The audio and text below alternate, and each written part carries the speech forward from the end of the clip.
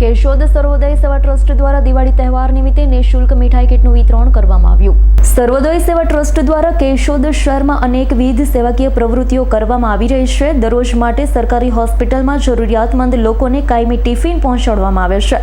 દર્દી માટે દવાની વ્યવસ્થા કરવામાં આવે છે। જરૂરિયાતમંદ પરિવારોને તહેવાર નિમિત્તે મીઠાઈ, ફરસાણ વગેરે સામગ્રી પહોંચાડવામાં આવે છે। સંસ્થાના પ્રમુખ નિલેશ રાભેરુના જણાવ્યા મુજબ આજરોજ કેશોદના જરૂરિયાતમંદ પરિવારોને 170 જેટલી કીટ, જેમાં લોટ, સિંગ તેલ, ખાંડ, બિસ્કિટ, ચોકલેટ, ચવાણું, સેવ, મમરા, ચણા, મીઠાઈ, બોક્સ, ગાંઠિયા, ટોસપટ્ટી, ચા, ખાજલી, ચટણી, બાજરો, ફટાકડા, દીવડા વગેરેનો સમાવેશ થાય છે। આ કીટ વિતરણ કાર્યક્રમમાં નગરપાલિકાના પ્રમુખ મેહુલભાઈ ગોંડલિયા, કારોબારી ચેરમેન હકાભાઈ કોઠા, કાળુભાઈ રમાણી, જલારામ મંદિરના ટ્રસ્ટી દિનેશભાઈ કાનાબાર, સંદેશના પત્રકાર ભરતભાઈ વગેરેના હાથે લાભાર્થીઓને કીટ વિતરણ કરવામાં આવી। દાતાઓ સંદીપભાઈ કોટેચા, પિયુષભાઈ કોટેચા, કિશોરભાઈ દદેડા, મુંબઈ વાળા, નિખિલભાઈ મોદી USA તથા મયુરભાઈ પટેલ અને અન્યના આર્થિક સહયોગથી 3,61,000 જેવી રકમનું કીટ બનાવી વિતરણ કરવામાં આવ્યું। સર્વદાતાઓનો આભાર પ્રમુખ નિલેશ રાભેરુ દ્વારા મનાવવામાં આવ્યો છે। નમસ્તે।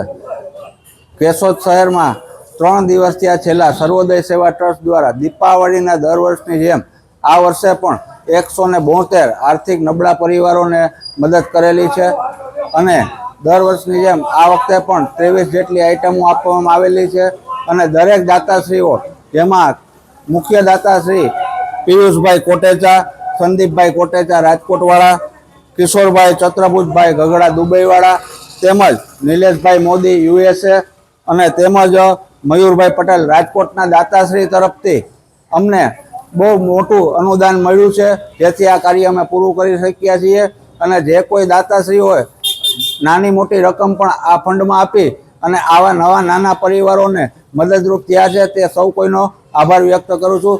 અને અમારી કાયમી સેવા કેશોદ શહેરમાં 365 દિવસ ટિફિનની વ્યવસ્થા ગરીબ દર્દીઓને આપવામાં આવે છે, તો એ પણ સેવાનો જો કોઈ એવા દર્દીઓ હોય તો કાયમી માટે લાભ મળે છે।